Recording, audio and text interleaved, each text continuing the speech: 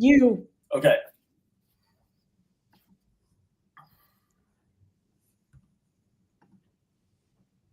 We're on. Go ahead. Jesus Christ. Surprise. God, dude. Now I have to do more. What's up, everyone? How Yeah, you doing? God. We're gonna rock and roll. Clearly, team, we got our shit together. So my name is Thomas, and this is Aaron, and we're with David Gilbert. This is the Standard Podcast team where we raise the bar, rebuild the culture, and call out the lies no one else will. This isn't motivation. This is a movement. Again, I'm Thomas Rum, joined by Aaron, my co-host and partner, and we're here with David Gilbert. David has a long history with Aaron. They worked together back in the day, but I don't want to speak for David, and I certainly don't want to steal your thunder, my man. Go ahead and tell us a little bit about yourself, just the highs, lows, and what you think everybody needs to know. How's everyone doing? Good morning. Good morning. My name's David Gilbert. First of all, I'm a personal performance coach and also a high school football coach, defensive coordinator down here in South Florida at Western High School. I've been playing football. Well, I'm not playing anymore. I've been in football for over 15 years. I played for about 16 years, including 8 years professionally. I've been in every league from the NFL to the Arena League. I've been overseas and just had a very unique journey, with football. Coming up in South Florida, football's huge. Today I launched my partnership with Queen Sports, and she has a recording of Lauderdale Lakes versus Pompano on the 9U, and it's huge out there. Like, it's bigger than some high school games. So the culture just runs very deep down here. Everyone's out there having a good time, making, it's like kind of like our marketplace. Business deals are happening. People are moving and shaking. Like, it's an amazing atmosphere. I love it. And that's why I started getting into it, because at every level you have something special. So me personally, I played at Northeast High School in Oakland Park. I graduated early and I enrolled at University of Wisconsin, and then graduated early again and then went to do my 5th year at the University of Miami. So, I mean, it was a great time. I wish we had NIL, but we did the best what we could. We helped turn that program around at Wisconsin from a barely 500 program to 3-time Big Ten championships, Rose Bowl, 3-time Rose Bowl participants. And we went bowling every year. I think, I've been bowling every year since my freshman year. We played my freshman year, we played against Miami in the Russell Sports Bowl. And then I transferred to Miami my 5th year. I did not know that was going to happen. But then went to the Tennessee Titans, signed a free agent deal from a rookie free agent deal from a mini camp contract. So I was one of 5 players. They brought in over 100 vets and rookies to compete for spots on the team in camp. Ended up making it all the way through camp in preseason, getting injured in the preseason, then bouncing around to the CFL and then overseas in the Arena Football League. And now I'm here coaching kids, just trying to help them get out and get an opportunity to, see how far football can take them. Because this thing will take you a lot of great places to meet a lot of great people. So I've had the pleasure of playing for Dick Vermeil in the NFLPA All-Star Game in 2014. I've had the pleasure of playing for coaches like Eric Hicks, Kansas City Chiefs D-line. Um, worked with guys, Barry Alvarez, Mario Cristobal, Nick Saban. I met a lot of great people over the years. So I just wanted to share that experience with everyone that, that's possible. That is pretty incredible. Good God, man. What color is your cape? Because you're a superhero with what you've That's pretty impressive.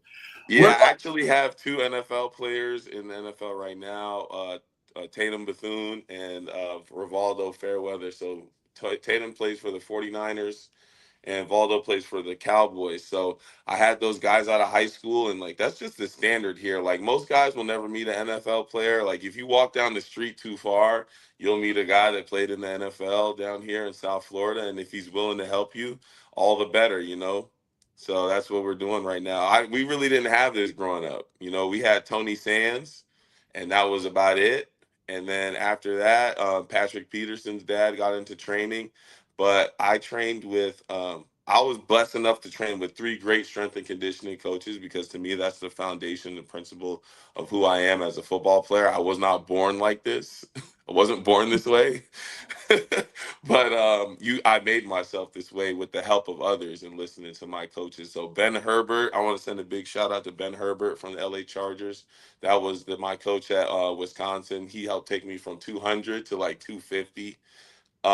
Coach Swayze from University of Miami, and Coach Steve Watterson. He's now retired, but he was the strength and conditioning coach back when the Titans were the Oilers.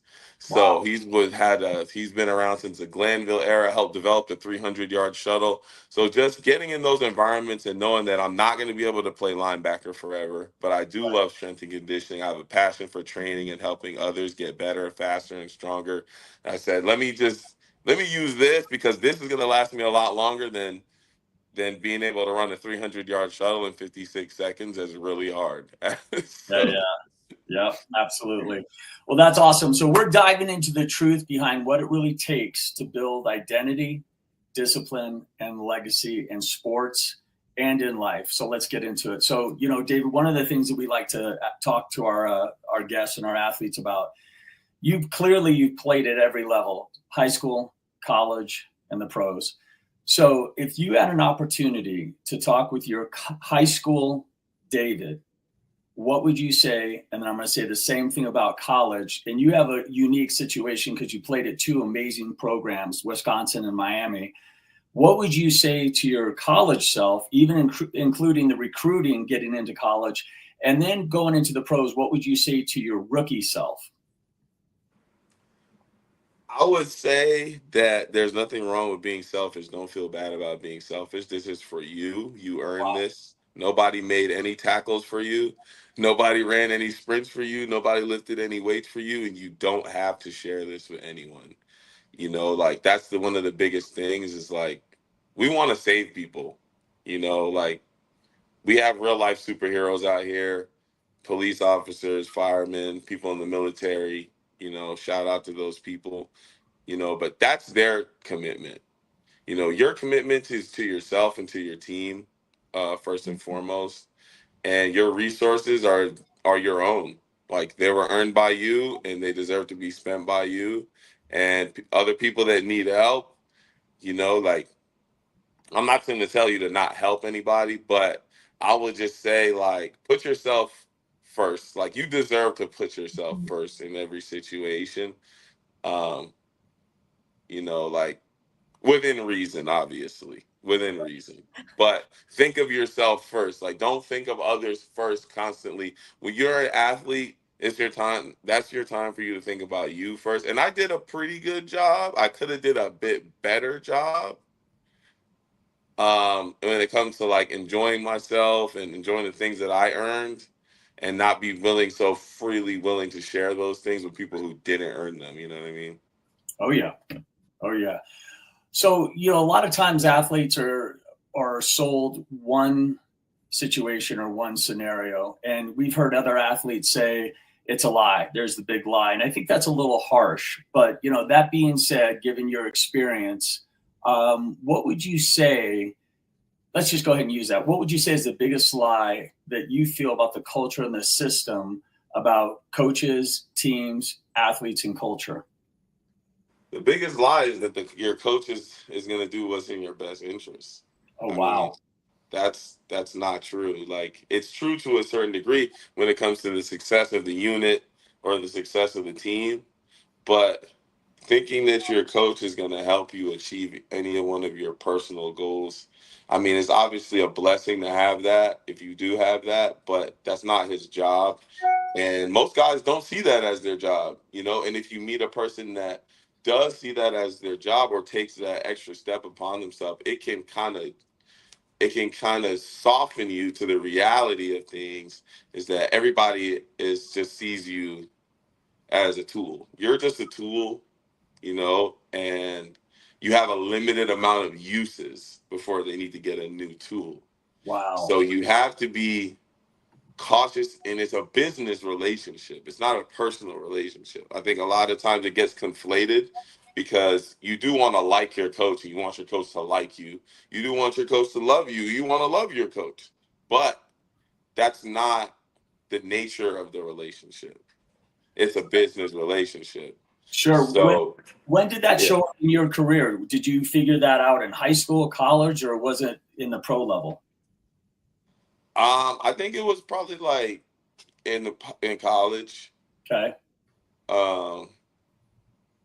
Because like they'll help you with the personal problems, with the personal problems that affect their paycheck, like being on time to class, like being on time to practice, being on early to meetings. Like if you do all those things, like your personal life might be in shambles, but that's not the most important thing. Like taking care of your mental health without sharing those details.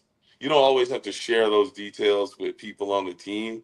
They want to know for a reason, and that reason is called contingency. So you just got to be careful. Like if you're getting extra treatment because your ankle's bothering you and you're not doing it at the stadium, that no one needs to know that. That's a professional. That's on the professional level. Like one thing I had to learn: you don't go to the stadium for your treatment. That didn't happen in practice. If anything's bothering you, you need to go get that stuff taken care of outside Oh, wow. of practice. You need to go see your chiropractor. You need to go see your massage therapist outside of the pro facilities and stadiums. Um, me, I don't have a lot of personally, I don't have a lot of regrets. Like I made great decisions in high school. I picked the right college. I had over 40 Division I offers as a 4-star defensive end. I was number 12 defensive end in the entire country. So it was no shortage of SEC, ACC, Big 10, Pac-12 schools, Big 12 schools that wanted me. But the most important thing for me was, where do I want to be? And Right. and who's gonna help me achieve my goals. I achieved most of my goals early. Once I broke my foot, I didn't really have that elite speed anymore. I actually broke my foot twice in the same year, and then I came back. And I had just had like other problems, like I tore some ligaments in my toe and stuff. So I didn't really have that elite speed. So it kind of dawned on me early that it's like, you don't really know how many snaps you have left. If you had a ticker on your head telling you how many snaps you had left, you would play a little bit harder. You Right. might do a little bit better. You might give a little bit more effort. But I never had that problem because I came from a place where I was so low on the totem pole. I was the lowest man on the totem pole. And I tell the kids all the time, I'm like, bro, football is not a sport where you just walk out there and you're just good at everything. It's a lie. That's the biggest lie. All right. If you want to know the biggest lie, that's the biggest lie. You don't just walk out there and you know how to zone block, you know how to pass block, you know how to punt, you know how to run, you know how to cut, you don't know how to do everything. And you have to be under someone's wing who's willing to show you the right way. Because there's a right way and a wrong way. And I tell people, if you want to see the best practice, just look at the highest level. If you want to see the best way to do punt, the best way to block, the best way, what are they doing in the NFL? Because those are the most elite athletes. If you want to, like when I teach my defensive ends to not run around blocks, right? Comes flat down the line because the guy has to run past the line.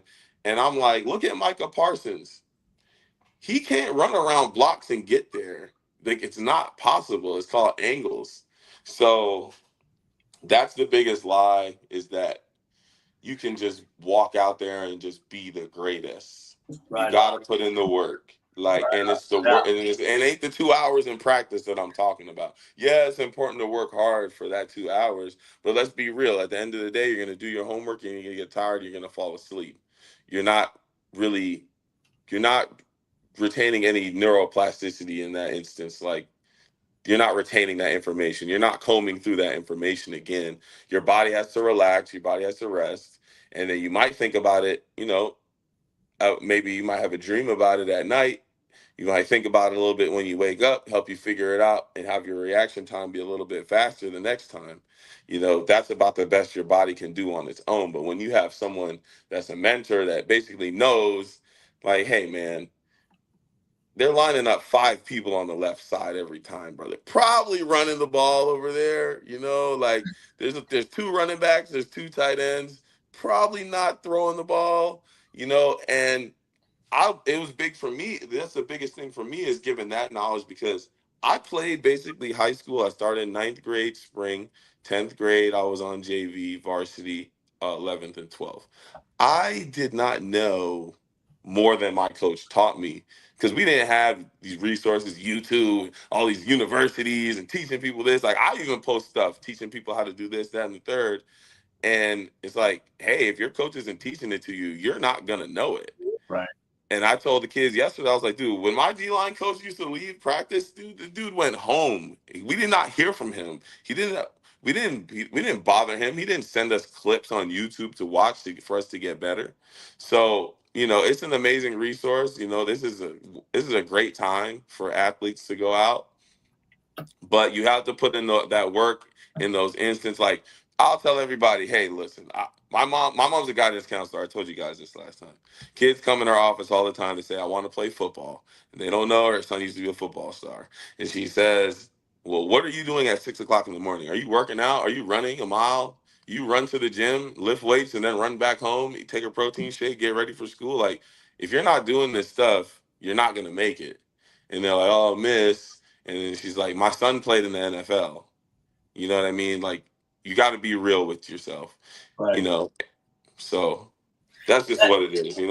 That's impressive, and that's a lot of information, which leads me to my last 2 questions before I turn it over to Aaron. So my passion is working with high school kids. We talked about this off camera. I always think that that's where we got to get a hold of these athletes. And one of the biggest questions that I get, and then sometimes Aaron gets, and this is a perfect question for you. How do you know when you're going through the recruiting process? You said you had 40 offers. How do you know how to narrow it down to 5, how to narrow it down to 3? And aside from all of the visits, we know about the visits, but how do you make that final decision? And then the last question would be, how did you know when it was time to retire? So the first question is, how do you know which school to pick in the recruiting process? And then the last question, I'll turn it over to Aaron, is when did you know it was time to retire? All right, you got to help me with these questions. I got hit in the head a lot. All right, so for me, I consult. Football tech. We don't just train and showcase athletes. It's a full experience. Like when you buy football tech, you're buying me. And that's what I was trying to. We've talked about that, right? It's a personalized experience for everybody, and you got to realize it's a proven system because it's proven over time. I pick my colleges, and I tell my kids to pick their colleges based on 3 things. Do they have what you're going to do after you're done with football? That's one of the most important things. You're not going to be able to play football forever. I don't care who you are. Unless you're Superman, you cannot play football forever. 2 was location, right? Okay. Do I like it there? Do I like the cold? I had never been in the cold before. I wanted to experience that. I was like, I want to live in a place where they get snow. They get all seasons. And you can tell by my end of my career, I ran my butt back to Miami because I was like, I can't handle that weather. But those 2 things, all right? Can you be there? Do you understand the culture, right? Like I grew up around a lot of white people. I live in Coral Springs, right? So going to Wisconsin to live in Madison, Wisconsin, which is 98% white, it wasn't a big deal for me, like it was definitely a different, and there's huge difference living in the Midwest than from living in the South, right? Sure. So it's like I wanted to experience all that. I wasn't nervous about that. Some people get homesick. I was not a kid that got homesick. My parents were very religious when I was young. My mom's very strict with school. I wanted to get out and I wanted to go out. All right. I wanted to be outside. And that's okay because I still was taking care of my responsibilities. Right. And my parents were awesome. They did a great job coming to help me move in. Graduating early is a challenge in itself. And the last thing before I get off on the tangent, because I will, is can you see yourself being a blank, a Wisconsin Badger? I saw myself in that uniform, playing on that field, representing. because a lot of people don't understand the huge responsibility it is. Like, dude, what you do on a daily basis determines whether we win or lose on Saturday, whether you That's like right. it or not. So you Yep. better do the right thing, or we're gonna lose, and it's gonna suck for everybody. So it's the bigger implications once you understand that it's preparation. Like, you're building your own future. Like, if you want to be successful, it's all on you. So those three things.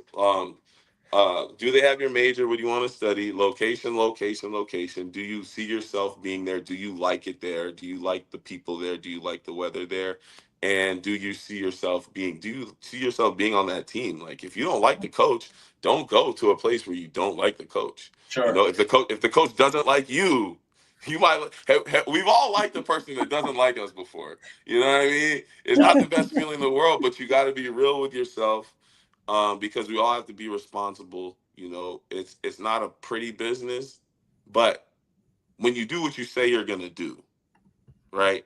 And that goes for everybody, right? Coaches are notorious for doing one thing and saying another because circumstances change, right? But not everyone is the greatest communicator on why they change their mind and how they're gonna, rectify, just Right.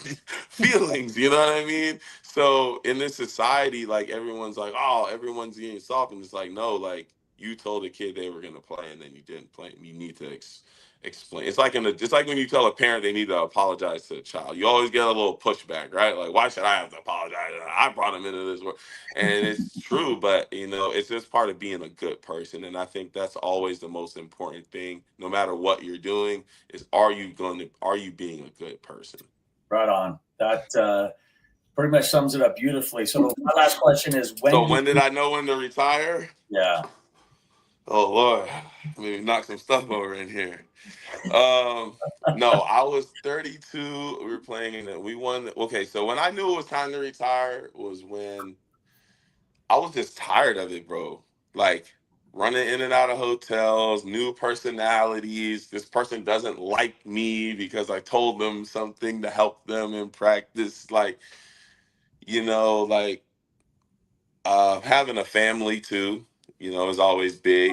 And growing up, being there for your kids need you more than your team needs you. That's my team now, is my kids, my three kids, and the wife. So we do our best to grow up, but it's not always the most fun thing to do, right? It's Yeah. sometimes it's fun to be childish and run around the country, have your housing paid for, get paid to play football, be in this city, be in that city, go here, go there, getting free this, free that, like, it's a great experience being a professional athlete, like going overseas. Like, people don't know, I played on the first professional football team in Cancun. If you want, I still have the jersey. It's right there in the closet. I can show you guys. It's pretty awesome.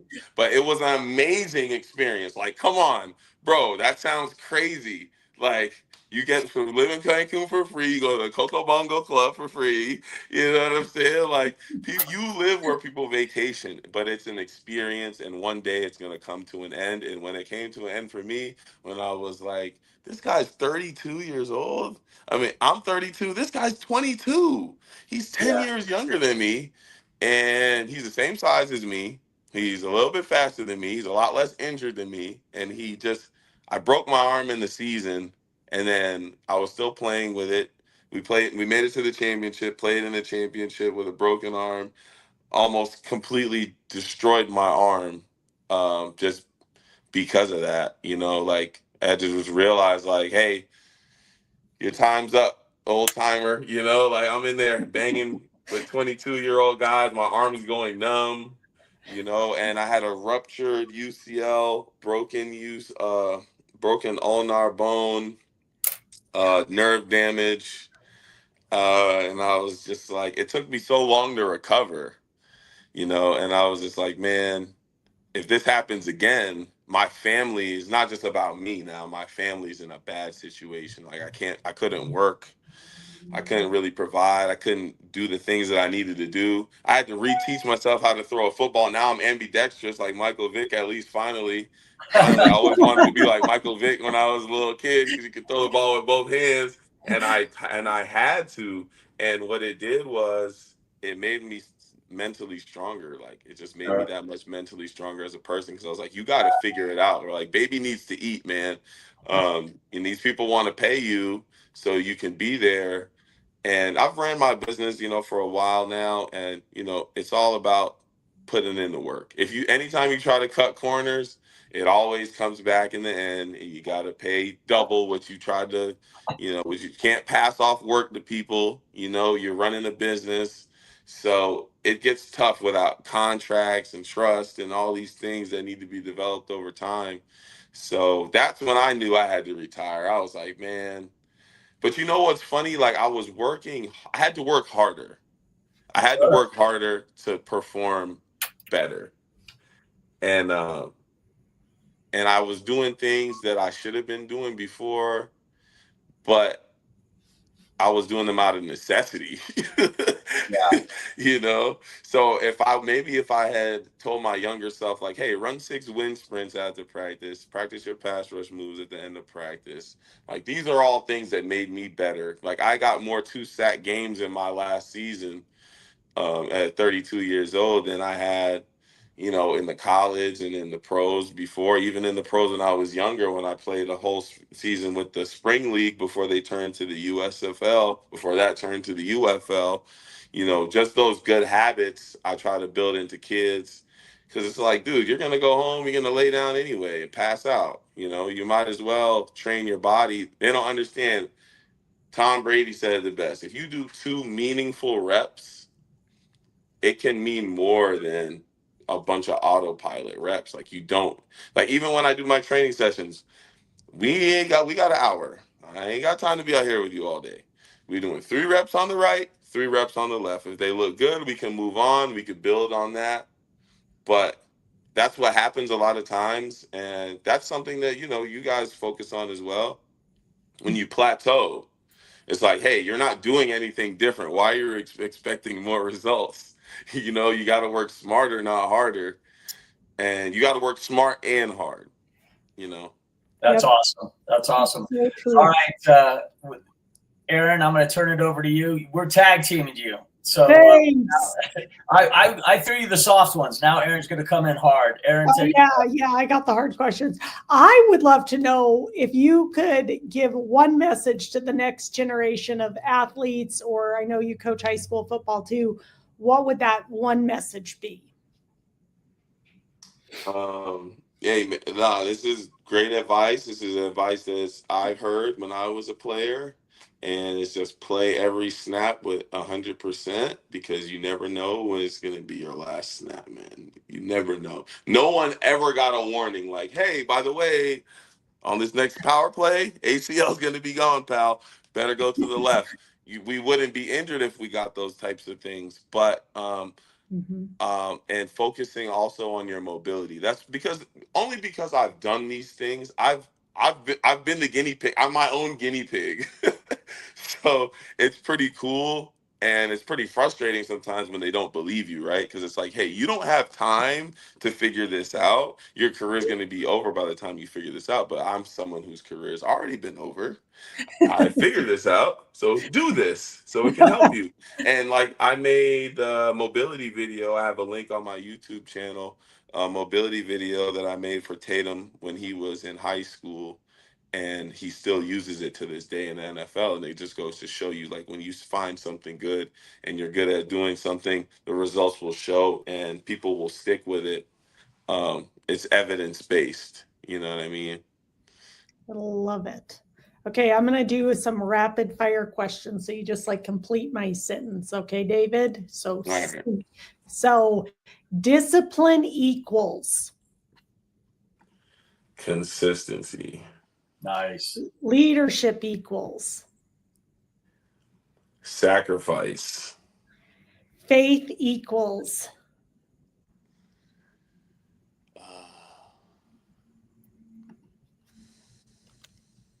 Belief. You got to believe in yourself. Gotta believe in yourself, and you gotta believe in the work that you did. Like if you know you didn't, like I've used the example the other day we were talking. If I told coach I looked at all these plays. Because the defensive coordinator, we depend on each other as a coaching staff. No, I mean, there's one coach that could probably watch everything, but we have lives, right? And if I tell coach I watch this and this is all they're doing, and we go out there and on the last play they do something else, even though that doesn't really happen in football, right? Like realistically, you don't run, but it can happen in overtime. People save plays, especially later in the season. You can't use the same approach. Okay, we're gonna look at, because we got limited resources in the beginning of the season, right? We can look at the preseason game, we can look at some film from the last season, but we get limited. The more the season goes along is the more potential there is for trick plays, new plays, recycling old plays that they have from before. So you got to be thorough, right? Got to be thorough. I think that was maybe the word I was looking for. But and you got to be thorough. If you're not thorough, things slip through the cracks, and you can't be as confident. I did this. I looked at every single play. This is what they doing. I never seen them do this, coach. They could do it, but I ain't never seen it. So let's just go with what we've seen. And then that's the power of watching film. I wish these kids understood the power of watching film. You would see much more. The game would develop at a much faster pace. If the more we teach these kids how to read hit charts, write hit charts, going down the line and teaching them more advanced things, but they got to be into it. They got to want it. Sure. That's so true. What's one thing you would never compromise on? Work ethic. If you lazy, I don't got time for it, bro. Like, if you lazy, I don't care what your talent is, right? I got a 300-pound nose guard right now. He's the laziest person I've ever met. His nickname is Don't Manatee. be lazy, kids. His nickname is Manatee. And he's not dumb. Like, he's a smart kid, but he doesn't believe in hard work. Oof. Right. And I don't blame him. Guess what? Society tells us that you need to be a Nepo baby. If you ain't a Nepo baby, it's too late for you, right? Like, there's a lot of that going around, but I still believe in good old hard fashion work. Like, I believe in the principles that we had learned from the greatest generation. Like, that's who I love. Like, I love those people. Like, that's who I hang out with. Like, if you fought in any war, or if you were in any type of law enforcement for around any time, corrections or coaching for a long time, and you're over the age of 40 years old, it's probably my friend, because like, those are the people that I was raised by, and the things that they taught me worked. Like, sometimes you work hard and you don't. Sometimes you work hard and you fail. Yep. And just competing, always being in the spirit of competition, healthy, friendly competition, because the competition is within yourself. That's what the main thing you always have to remember. If you have a competition within yourself, if you're always competing with what you did before, that's how you get ahead. That's the best way for you to get the most out of your time, because you have a limited amount of time, right? That's the best way for you to get the most out of your time. Like, I can say that, hey, look, at one point, I was projected to be a 4th-round draft pick in the NFL. It doesn't mean much, but it's better than your local football coach. So I can tell you the steps that I took, all the things that I was doing when I got to that point. Of course, I couldn't control breaking my foot twice and tearing a ligament in my toe, but I still was able to go. And people don't know that. People don't care. They want to see you perform. They want to see the results. So if you go out there and you still get all Big Ten, and people don't even know you wearing a boot throughout the week. I used to wear a boot all week and then put a shoe on game day and go out there, And of course, I was always a quarter of a step slower than I more normally was, or what I wanted to be. But I gave 100% of what I had, and that always means more. Like, even in a relationship, if all you got is $100 and we're dating, and you say, Dave, I need $100, and I give it to you, that means more than the guy with 2,005, with a $250,000 that gives you 1,000 and treats you like crap.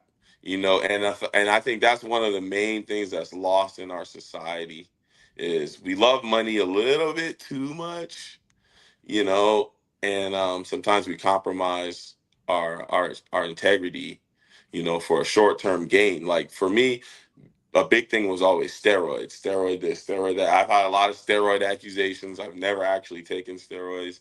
I would have loved to get the benefits from that, but I didn't have it in me to do anything like that, because the people that I knew that had taken steroids that were in their 50s had heart problems. And I wasn't willing to sacrifice years off my life later on down the line because I might not be adequate enough with what God gave me. And I wasn't willing to, I'm not willing to, if I die, like, what are you doing here? Why are you here so early? And it's like, well, I took those steroids from Remy. And it's like, hey, man, like, that's not what you were supposed to do. You got to respect your temple and you never make permanent decisions based on temporary feelings, right? Temporary results. Like, you got to if you can find another way. And most kids don't know this. Most kids don't think of it this way. But do you know who 75% of these NFL players are neighbors with? No. Dentists, lawyers, doctors, people who own companies, people who own simple labor companies, general contractors, people who work for the county, police chiefs and mayors. And it's like, you don't aspire to be a football player so that you can be next to these people. You can be the principles that you learn from being a football player are the same principles that take you to where you can be those things in life. They give you your work ethic, So I encourage kids. I'm like, hey man, go on. Have you looked into radiology? Have you looked into maybe being a dental assistant? Like, you don't have to be a doctor to own a dental clinic, but you might have been a dental assistant.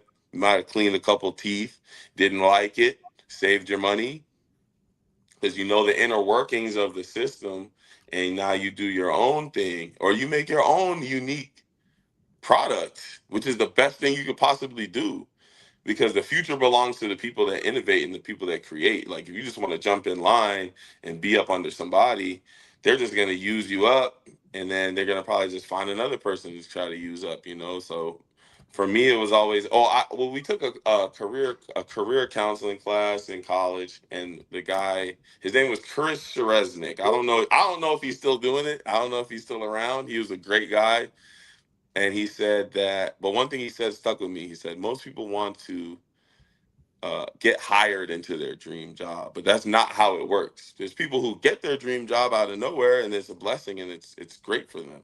But most of the time, you have to create your dream job, and sometimes you're gonna have to do some stuff for free for a little while until you start building your name, and then you can charge what you want.